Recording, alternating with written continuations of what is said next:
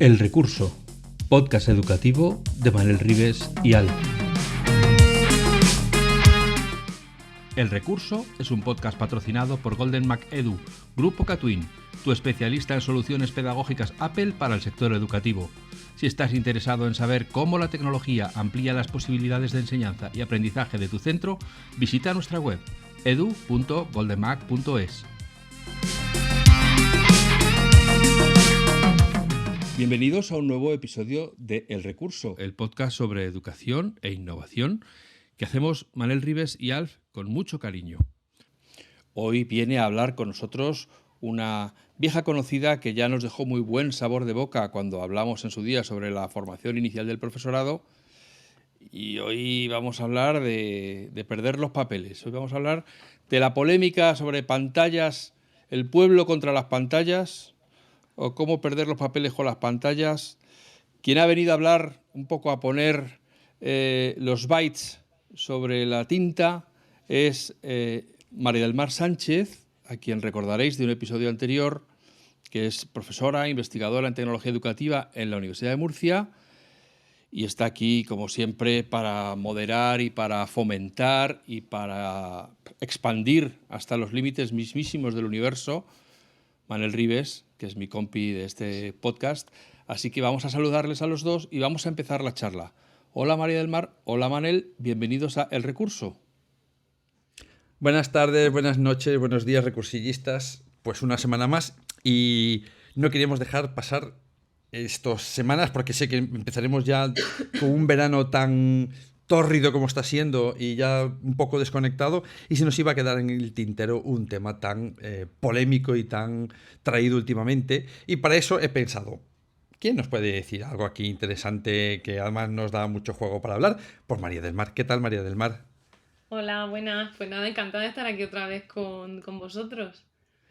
Bueno, la última vez que estuviste aquí estabas un poco apurada porque te metía en jardines, entonces ya antes de meterte en jardines, yo digo, este es el jardín que vamos a hablar, ¿te apunta? Y dijo, sí, me apunto ahí, venga, ya, de cabeza. Y el jardín es ni más ni menos que el punto inicial de nuestra conversación, que es el problema de leer. Y que últimamente ha traído muchos ríos de tinta electrónica y muchos combates en la red de leer con pantallas, leer en papel, leer. ¿Tú cómo lo ves, María del Mar? Bueno, yo veo que aunque parezca un debate muy sencillo, porque todo se dicotomiza, ¿no? Y entonces parece que es o pantallas sí o pantallas no. Yo creo que en realidad el debate que viene de una serie de noticias que hemos venido leyendo en los últimos meses, empezó por esa noticia de que los gurús del MIT llevaban a sus hijos a escuelas antitecnología, y ha seguido con la noticia de que Suecia volvía a los libros de texto en papel, o que los Países Bajos iban a prohibir el uso de móviles. Entonces, esas noticias que evidentemente son ciertas, pero que hay que ir una a una analizando la realidad de lo que hay detrás, porque a veces el titular no nos deja ver el contenido y la realidad de cada una de esas noticias.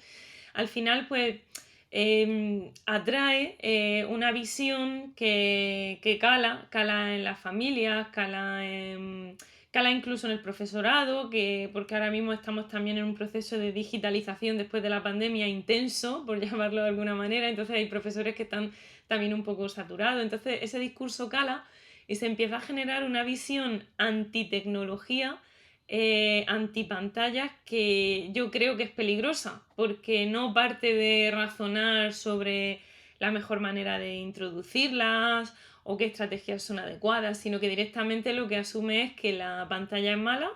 Y yo creo que lo que hace es ofrecer soluciones fáciles. Vivimos en una sociedad ahora mismo que busca soluciones fáciles a problemas que son complejos. Entonces es muy fácil echar la culpa a la tecnología.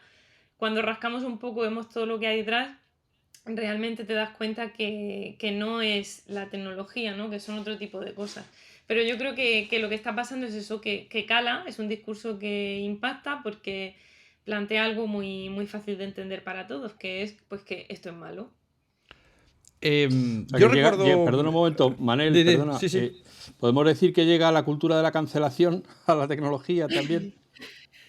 creo que lo que llega es un poco reflejo de lo que está pasando en otros contextos. Es decir, ahora mismo, a ver, quiero ser muy clara. Una cosa es ser crítico con el uso de la tecnología. De hecho, la gente que ha trabajado la tecnología educativa desde siempre, esos profesores que allá por Twitter en 2008 estaban en Aula Blog, en el Innovador, es decir, la gente más pionera en el uso de la tecnología y la incorporación en la educación, es la primera que ha sido muy crítica con el discurso de las grandes tecnológicas, muy crítica con la innovación vacía, con meter un recurso por meterlo. Es decir, que la crítica existe, pero una cosa es ser crítico y otra cosa es ser negacionista. Entonces yo sí que creo que al igual que existe el negacionismo climático, pues ahora en la escuela está llegando el negacionismo tecnológico. Bueno, ya empiezo con mi retele de dos cosas que decir. Sí, dos cosas que decir. La primera es que no puedo estar más de acuerdo contigo en lo que dices en cuanto a el discurso fácil. Recuerdo ese titular de los hijos de los gurús no los llevan a las escuelas. Bueno, rascando un poquito más abajo te das cuenta que a lo mejor de lo que no estaban de acuerdo esos gurús era de cómo se estaba utilizando en la escuela. Tan sencillo como eso. No. Prefiero que no vayan ahí porque no me gusta cómo lo hacen. Tan sencillo como eso. No significa que no le guste la pantalla o la tecnología, sino la forma de utilizarlo. La segunda cuestión es, vosotros en vuestra región de Murcia tenéis unos cuantos negacionistas de climáticos, me consta, y del COVID también, que tela.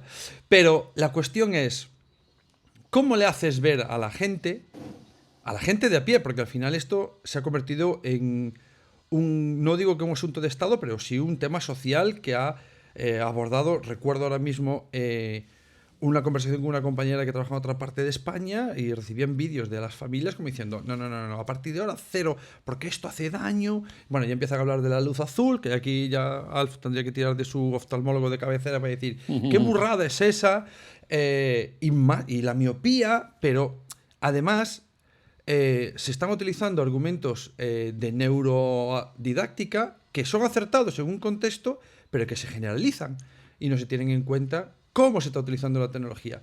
Tú antes comentabas, que es la segunda cosa, en los discursos de las tecnológicas. Bueno, no sé si pasaría lo mismo. Es un titular, pero no sé si puede meterse a todas igual. Hay distintos discursos dentro de las tecnológicas y no todas venden lo mismo, o no todas quieren hacer ver lo mismo. Incluso algunas, desde hace unos años, tienen estudios con profesionales en educación generando propuestas de valor muy gordas y otras simplemente se apuntan al carro. Pero me pregunto, ¿es de verdad las tecnológicas las primeras que hacen ese discurso o son la propia administración que hace esa digitalización a lo bestia con millones? A ver, que has tocado muchos temas. Muy interesante. Muy interesante. Uno no se me da bien. Por ir empezando por el principio, lo que has hecho referencia de los gurús de Silicon Valley, mi compañera Isabel Solano y yo escribimos un artículo para The Conversation donde investigamos un poco y tratamos de ver un poco lo que hay detrás. Y aunque evidentemente hay algunos de ellos que tengan esa percepción del uso de la tecnología en la escuela más firme, al final hay gente que es muy consciente de la importancia de la tecnología. ¿Cómo van a negar la importancia de alfabetizar en tecnología? De hecho, muchos de ellos han hecho campañas de incorporar la programación y la robótica desde infantil. La cuestión está en que muchos de ellos quieren ser ellos los que formen bajo su visión de cómo tiene que ser el aprendizaje de la tecnología de sus hijos. Entonces no es una cuestión de negacionismo. Cuando dicen que Bill Gates no dejaba que sus hijos usaran el teléfono mientras cenaban, no es una cuestión de que prohíba la tecnología, lo que está haciendo es regular un uso adecuado de la sentido misma. Común, básicamente claro, sentido común. KitKat. Sobre todo si les dio un teléfono con Windows Mobile, claro. Bueno, ese no era mi KitKat, ese es el de Alfonso. Pero mi KitKat, ese artículo al que hace referencia María del Mar, lo pondremos en las notas del podcast porque está en el medio de Conversation, yo ya lo he leído. Y os lo pondremos en las notas para que podáis acceder a él fácilmente. Cerramos el KitKat, sí que. Por alusiones. Vamos a ver. Lo primero, lo fantástico de esto de que los de Silicon Valley no dejan a sus hijos usar la tecnología o ir a colegios donde se usa la tecnología es perfecto porque es indemostrable. Pero estoy convencido de que todo el que lo diga no tendrá que esforzarse mucho en darse cuenta de que como poco están tomando la parte por el todo. No creo que sean el 100% de la gente que vive en Silicon Valley no deja que sus hijos. Entonces, lo bueno de ese bulo es que es indesmontable porque no se puede nadie va a poder demostrar lo contrario, ¿no? Y lo segundo, ya que has dicho lo de la luz azul, que sepan que lo de la luz azul es simplemente un negocio que ha montado una empresa, la más conocida es Retiker, pero a partir de ahí vienen otras, que la Sociedad Española de Oftalmología, o sea, nada tendenciosa en estos casos, hizo un comunicado a raíz de porque esta gente se anuncia como que es ciencia, como que investigaciones que han demostrado que no sé qué. Entonces, la Sociedad Española de Oftalmología dice: tras el análisis concienzudo de la literatura científica existente sobre el tema, la evidencia científica actual no demuestra que la luz azul dañe el ojo, y el beneficio de los filtros azules en la prevención de daños oculares por dicha radiación luminosa. O sea que no hay ningún estudio realizado en humanos que haga que pensar que la luz azul tiene ningún tipo de efecto pernicioso sobre los ojos. Eso simplemente porque no piensen que es que hemos leído el Huffington Post, el Puffington Post, o como se diga, y que estamos soltando aquí un titular. No, la Sociedad Española de Oftalmología. De todas formas, lo de los gurús es cierto que es porque hay determinados colegios. Tenemos que entender también cómo el sistema educativo americano, que es muy diferente al nuestro, y también hay modas y hay iniciativas y cogen a teóricos educativos, pedagogos de hace 100 años y dicen, bueno, es que son antitecnología, bueno, es que cuando nacieron no existía tecnología, a lo mejor hoy Montessori utilizaría la tecnología, ¿sabes Claro. lo que os quiero decir? Que a veces también se asumen modas en educación, pero cuando uno rasca las noticias es cuando va viendo, por ejemplo, lo de Suecia. En lo de Suecia hablan de que se va a volver al libro de texto en papel porque el libro de texto digital, pues claro, para estudiar y tal causa problemas. Yo no soy experta en lectura en pantalla, en lectura en papel. Lo que sí sé es que desde la tecnología educativa se está diciendo hace mucho tiempo que el libro de texto es un recurso muy interesante, pero que incorporar un libro de texto digital para hacer lo mismo que hacías con el libro de texto en papel no es una innovación pedagógica, es un cambio de soporte. Te permite hacer más cosas, pero claro, a ver si yo me explico. Pongo el ejemplo simple con el bilingüismo, porque yo creo que es muy representativo. Se ha cuestionado mucho los modelos bilingües que se han ido aplicando en las distintas comunidades autónomas, ¿no? Esa cosa de estudiar science en inglés, que si los niños no terminaban de saber una cosa u otra. Yo no soy experta tampoco en didáctica de la lengua, no me atrevo a decir si ha sido un fracaso o no. Pero aunque la gente ha criticado mucho el modelo de bilingüismo, nadie se le ha ocurrido cuestionar lo importante que es hablar inglés.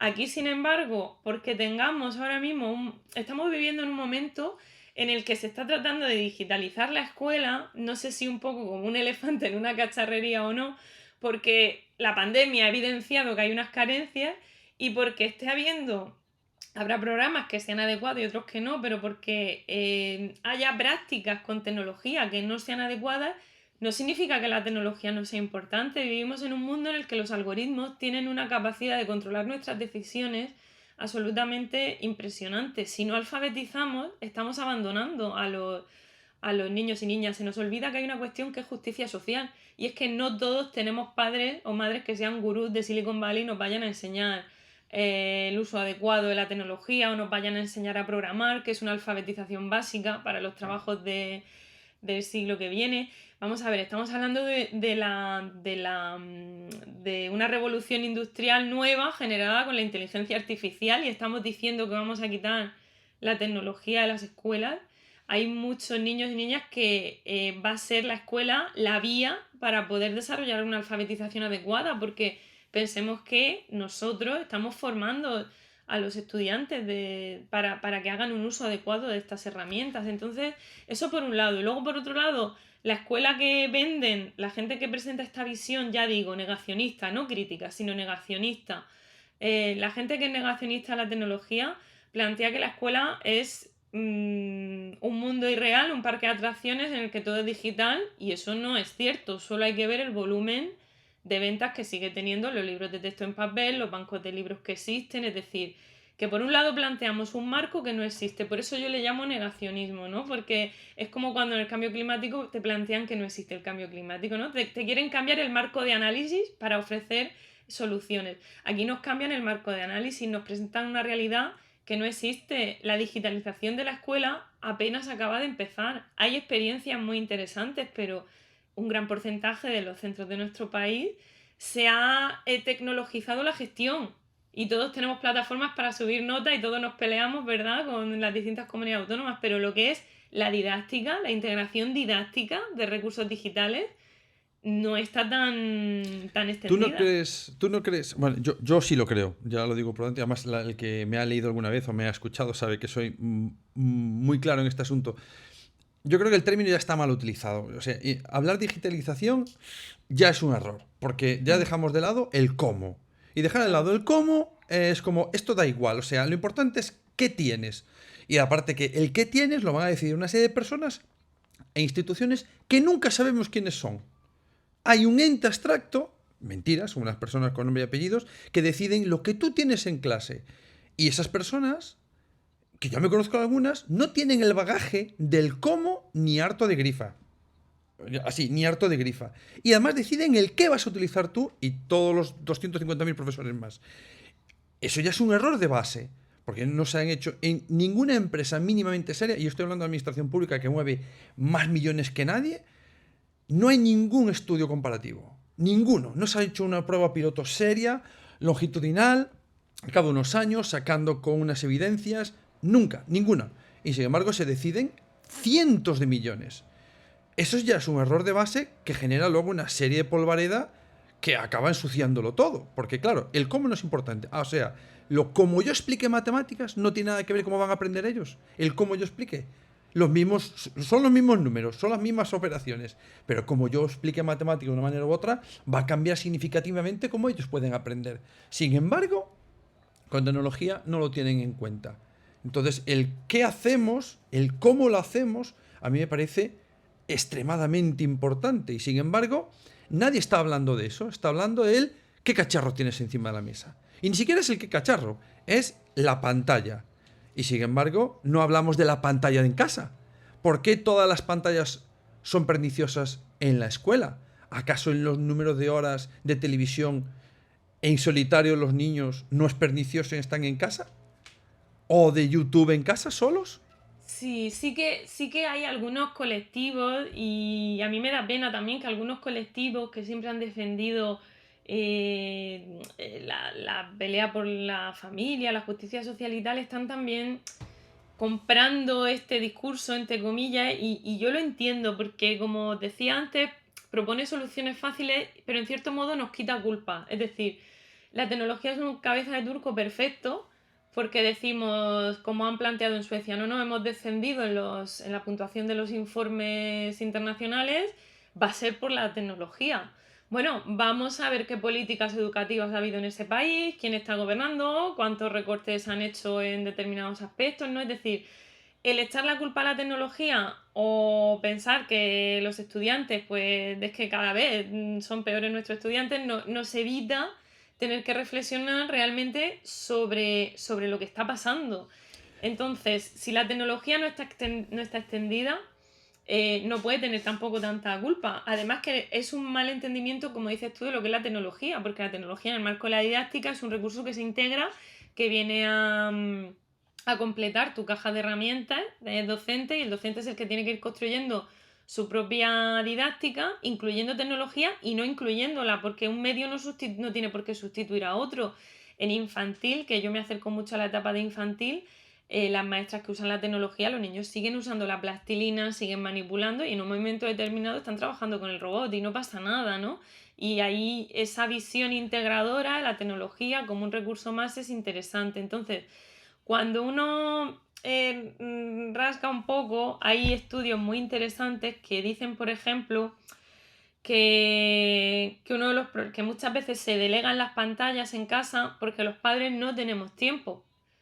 Entonces, a veces es más fácil echar la culpa a la tecnología que plantearnos el modelo de conciliación que tenemos en este país, las políticas públicas que tenemos en este país y cómo las familias tenemos que tirar día a día. Entonces, no es cuestión, es decir, los niños tienen que jugar en la calle, ¿no? Es un discurso con el que todos estamos de acuerdo. Los niños tienen que jugar en la calle, tienen que dejarse de pantallas.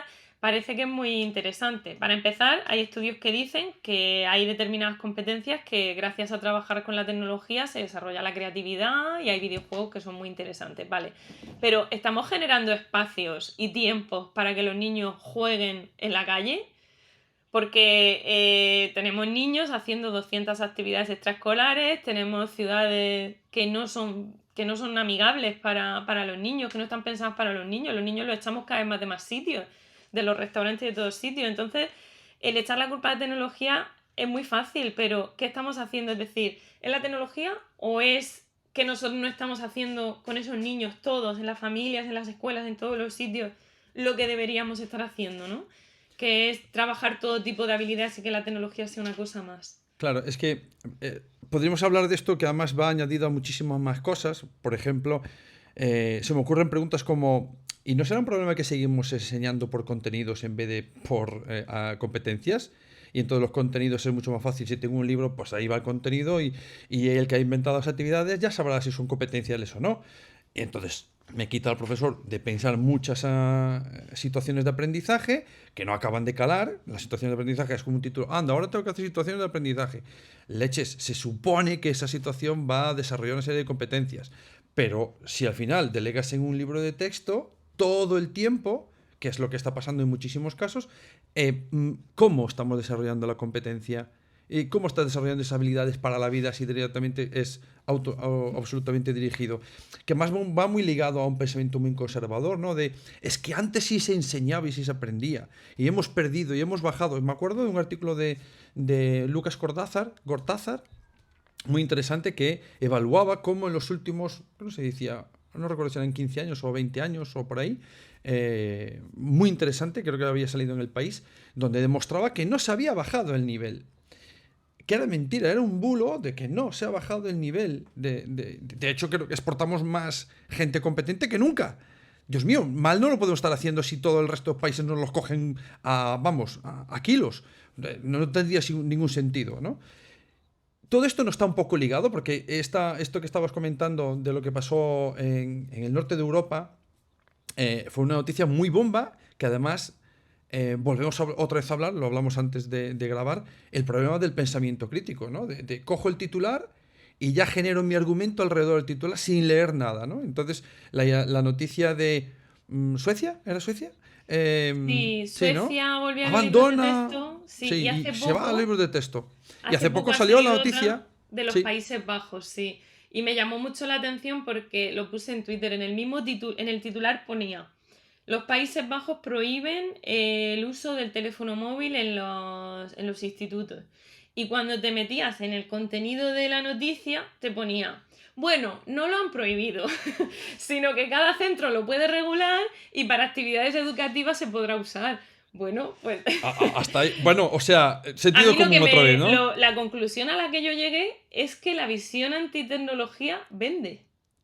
Sí, tiene su público. Tiene su público. A raíz de esa noticia primera que ha generado muchísimos debates, bueno, en mi colegio recuerdo, no, porque se lee mejor. Bueno, pues, si quieres que lean fuera de pantalla, me parece estupendo. Dales libros de la biblioteca, ya tienen que hacer compresión lectora. Ya tienes eso ahí, pero no me confundas leer y compresión lectora con trabajar con libros de texto. Que una cosa no tiene por qué ver con la otra. Y si vas a trabajar con libros de texto, a lo mejor te estás dejando otras cosas más importantes en el camino. O puedes hacer algo un poquito, pero hay que hacer otras cosas.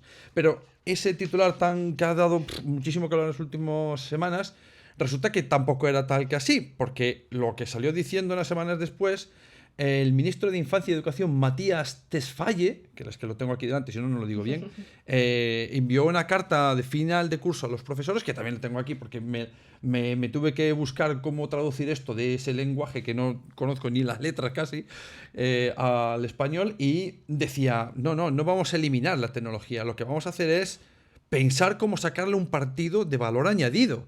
Leches, lo que llevamos diciendo aquí en España, yo qué sé, tú te acuerdas, 2008, lo que estábamos en internet ya y quedábamos innovadores. Es decir, Que es tan esto tiene fácil que tener como valor decir, añadido. es tan fácil como decir, libro de texto digital, pues puede ser interesante. Vamos a ver qué nos permite hacer esos Chromebooks, qué nos permiten hacer esas herramientas. No quiero que parezca tampoco que es como penalizar el libro de texto digital. El problema es que usamos el libro de texto para todo. Claro, ese es el problema. Un docente, cuando en las asignaturas que nosotros impartimos en la Facultad de Educación, hablamos del libro de texto, pero hablamos del cómic, hablamos de realidad aumentada, hablamos de robótica, hablamos de estrategias didácticas y de cómo tú construyes tu estrategia didáctica usando diferentes medios y que cuanto más canales y más diversidad de medios, mejor para el aprendizaje de los estudiantes.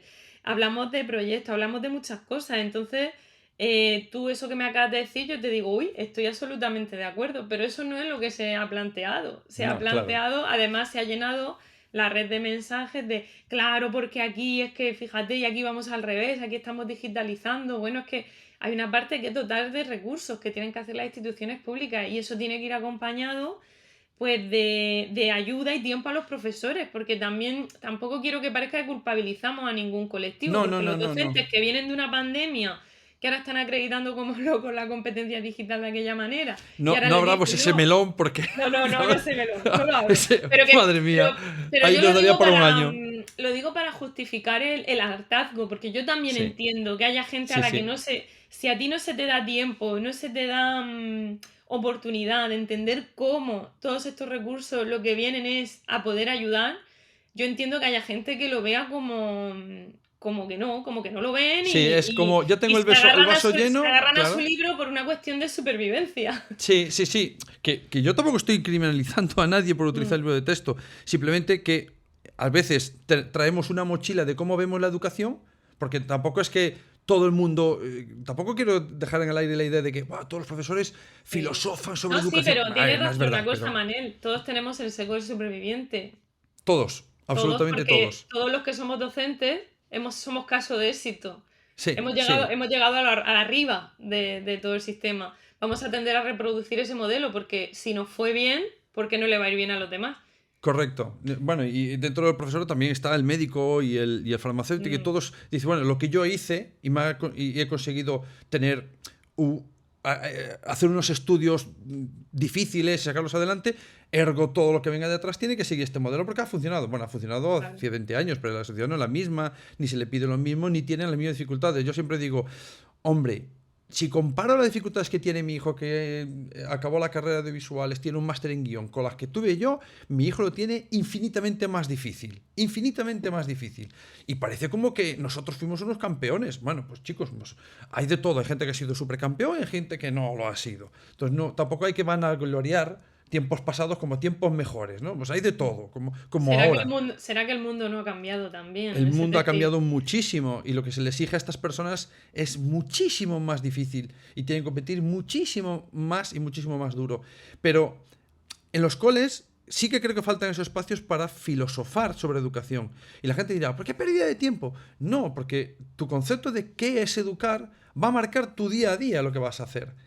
Y tu concepto de con qué lo vas a hacer y para qué lo vas a hacer va a marcar 6, 8 o 10 años de las vidas de esos pequeños que están con nosotros. Así que si además lo compartes con las familias, pues si todos remamos en la misma dirección, el barco va a llegar mejor que si cada uno rema para un sentido contrario.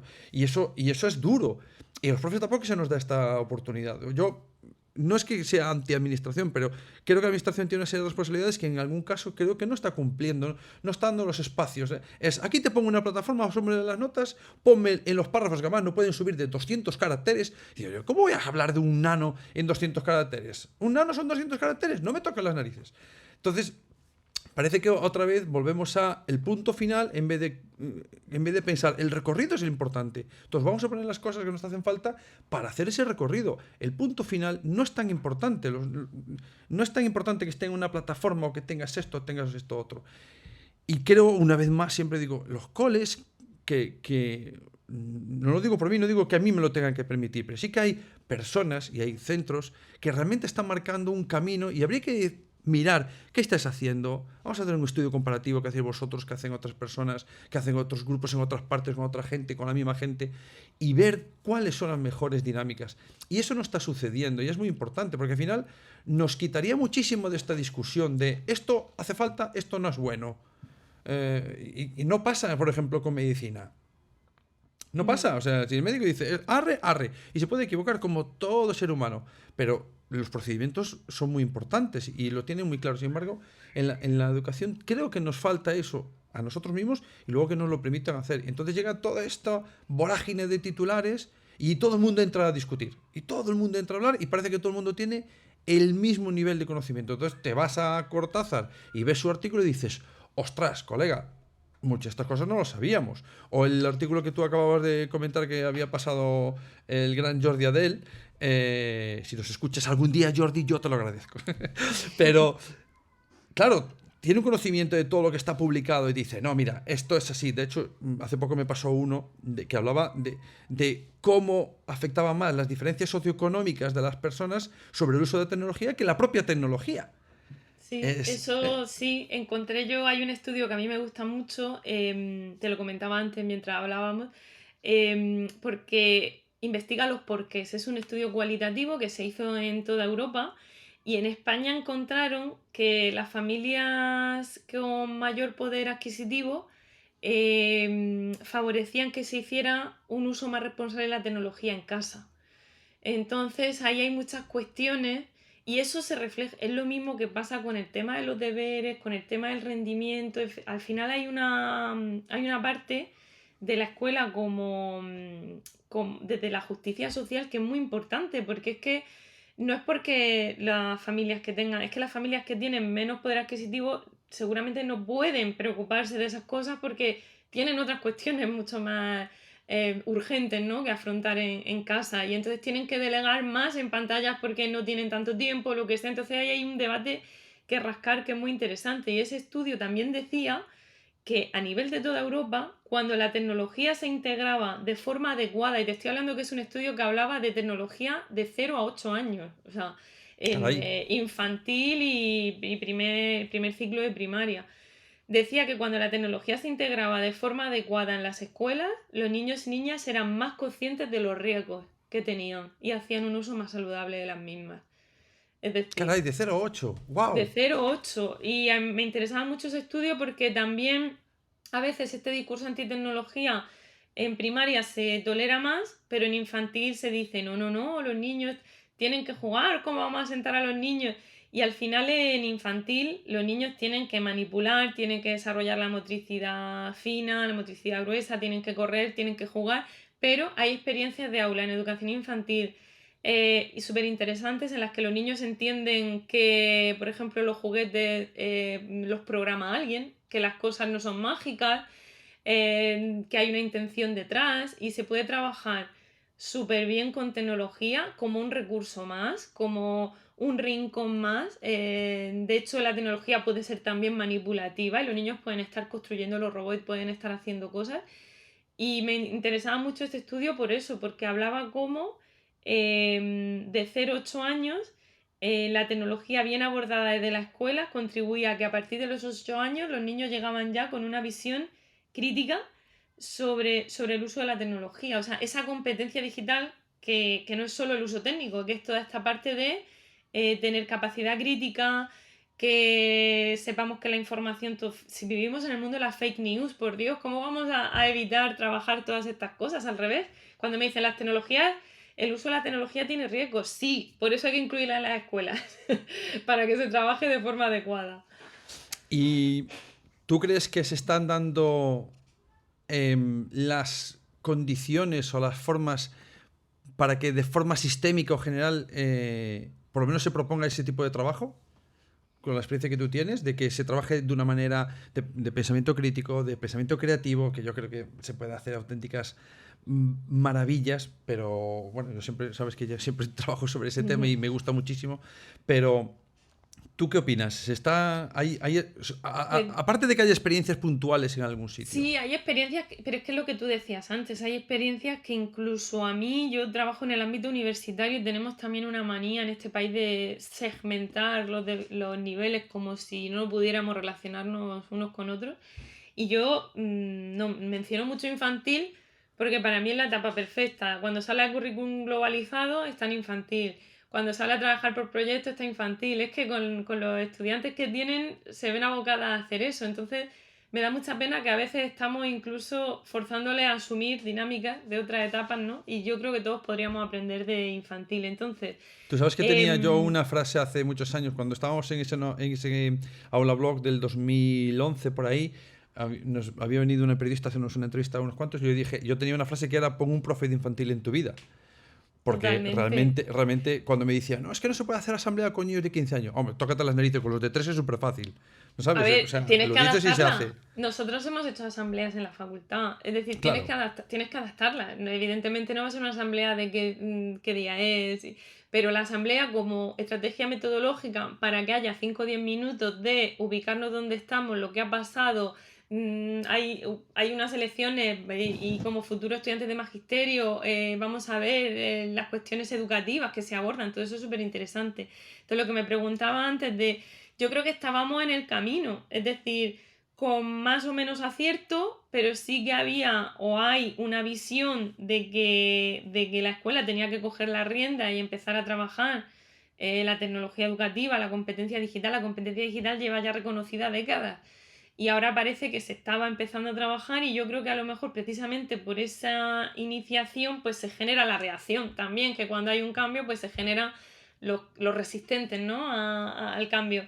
Pero ya digo que una cosa es la crítica y otra cosa es la negación absoluta. Y yo he visto algunas afirmaciones sobre el uso de la tecnología como si causara incluso trastornos cognitivos y cuestiones muy que son ya Vale, serias. ya sé por dónde vas, porque además me acuerdo de esa discusión y claro, es que no tiene Es ni que pies no, ni es que cabeza. eso es peligroso. No podemos entrar en eso, tenemos que entrar en la crítica, en el cuestionamiento, en mejorar las medidas, en construir entre todos y en entender cuál es nuestra responsabilidad, pero que no podemos negar una herramienta que es fundamental. No negamos que las matemáticas sean importantes. Pues en el siglo XXI no podemos negar la importancia de la tecnología para educar como objeto, como sujeto y como parte intrínseca de nuestra sociedad.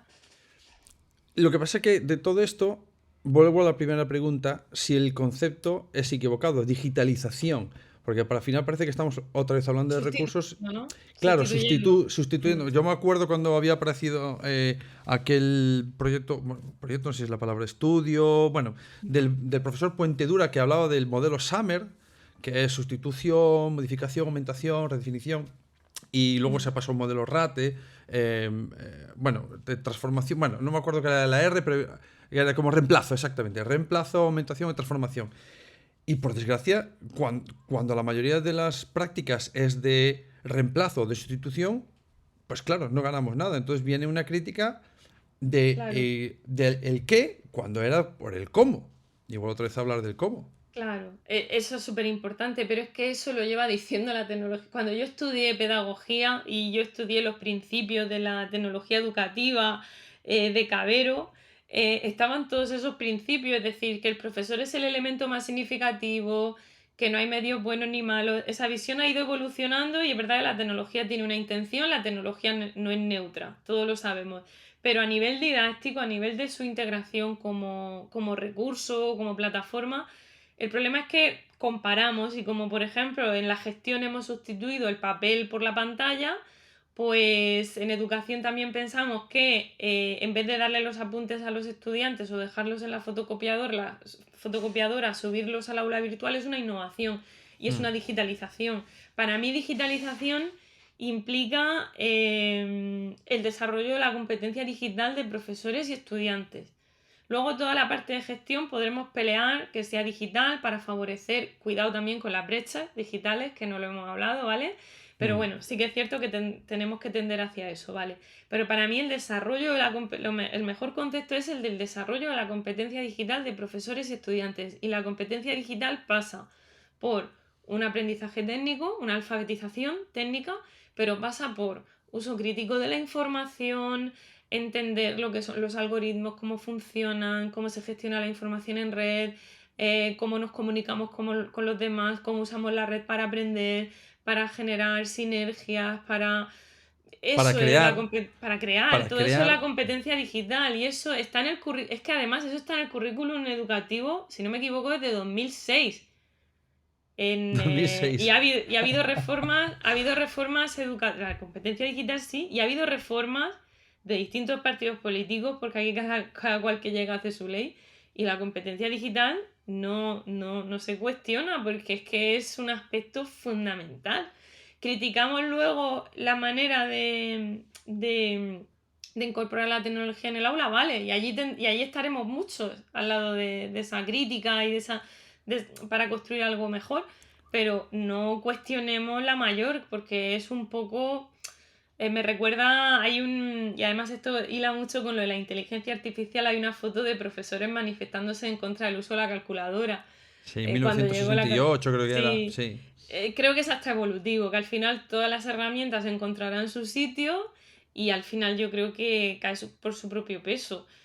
Que eso no quita que haya que cuestionar, hay un montón de riesgos. Claro que tenemos casos de acoso a través de redes, pero ¿le echamos la culpa al móvil o trabajamos, el móvil lo difumina, lo extiende, pero jolín, lo que tenemos es una persona que está acosando a otra? Entonces ahí hay que rascar, ir detrás. Si nos quedamos solo en prohibimos la tecnología, parece que se va a solucionar por arte de magia los problemas educativos y no va a ser así. De hecho, lo que estamos haciendo es generando generaciones que no van a saber cómo afrontar situaciones que van a ser básicas hoy en día y que pasan por lo digital. Yo cuando se habla de este tema, y ya podemos ir acabando, porque si no ya tú tienes que trabajar, lo resumo como cuando es el tema de trabajar por la salud. Porque nosotros digamos que con un cartelito súper mono de que está prohibido fumar dentro del colegio, y ya pensamos que estamos trabajando en la salud. Aquí no se fuma. Perfecto. Si te das la vuelta a la esquina verás semejante volumen de colillas fuera de tu centro, en la esquina, donde fuma la gente. Que no pase dentro de los muros no significa que no suceda en la sociedad.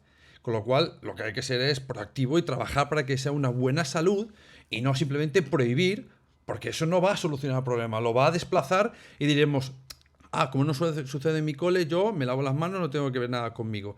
Ya, pero si trabajamos para mejorar la sociedad, tendremos que hacer que nuestras mejoras vayan más allá de los muros de la escuela. Tendrán que ir a toda la sociedad. Y pasa con la competencia digital y pasa con la salud, con fumar y con el cambio climático. Con el cambio climático. Pasa con muchas cosas, sí.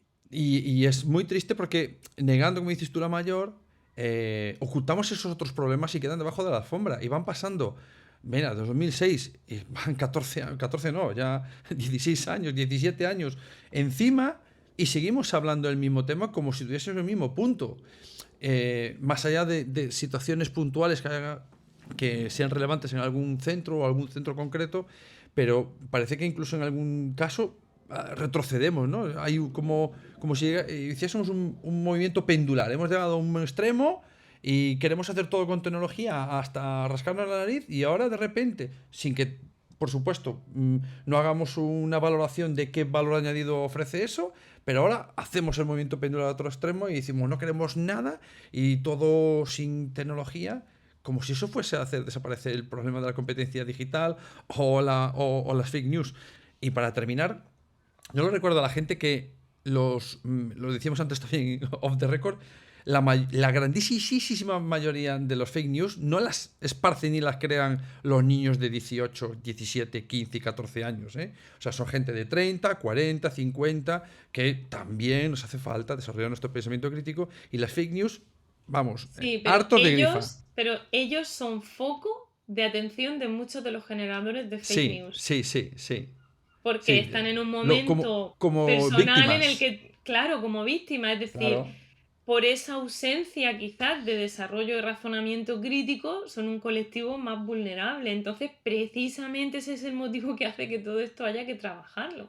Claro. Para que sean conscientes de lo que hay detrás, del poder que tienen los algoritmos, y no por una cuestión de son todos malos, no, por una cuestión de que es un mundo en el que ya vivimos. Es que ni siquiera me parece tan evidente para mí, quizás, claro, es que me dedico a esto, no soy nada objetiva, soy profesora de tecnología educativa, pero es que todo el concepto de la innovación vacía, yo soy la primera que también he escrito sobre ello, sobre lo malo que es la innovación vacía, incorporar la tecnología porque sí. Entonces, que ahora eso se use como argumento para decir, venga, no, pues nada de tecnología, vamos a volver para atrás, es que me parece fuera de contexto social, y muy perjudicial y mucho más peligroso de lo que creemos, porque lo estamos viendo la influencia que tiene TikTok a nivel ideológico, a nivel de muchísimas cosas en la gente joven. Entonces no es, ahora van a decir que queremos adoctrinar, no es adoctrinar, es el desarrollo del pensamiento crítico, que la escuela siempre lo ha hecho también, y se ha trabajado por valores y nunca se ha cuestionado la escuela en el ámbito de los valores. Lo que pasa es que como ahora lo cuestionamos todo, pues parece que los que defendemos esto, pues somos como, ¿no?, como adoctrinadores, pero al final es súper importante porque es que tenemos que formar ciudadanos del siglo XXI, no del siglo XIX. Bueno, para terminar, solo una defensa a ultranza de la didáctica y de la pedagogía, que en estos últimos, yo lo noto muchísimo este último año. Yo no soy pedagogo, no, bueno, por cosas de la vida no acabé haciendo eso, me hubiese gustado, pero no fue posible. Pero el ataque que está sufriendo por parte de ciertos sectores me parece sin sentido, sin fundamento, fuera de lugar, sin espíritu crítico de ningún tipo, porque realmente no se argumenta absolutamente nada. Y es fundamental volver a la base de la didáctica y de la pedagogía para dar sentido a lo que utilizamos y cómo lo utilizamos. Solo desde ella tiene sentido lo que hacen los docentes cada día. Solo desde ella se fundamenta lo que hacemos y por qué lo hacemos y para quién lo hacemos. Yo lo veo así. Así que mis respetos a todas las pedagogas y todos los profesores de la universidad, que lo sabrá como en la escuela, como en la farmacia, mejores y peores, pues poner la tilde sobre, es que este es malo, bueno, vale, pues mírate primero al espejo y luego me lo cuentas. Pero creo que sí que hay que posicionarse muy claramente en esa defensa de los pedagogos que están formados teóricamente, como eso que mucha gente los critica, es que las matemáticas hay que saberlas. Bueno, pues yo sé de pedagogía. Entonces, si el conocimiento es importante, el de la pedagogía también. Y eso es fundamental para que lo que hacemos cada día tenga un poquito más de sentido.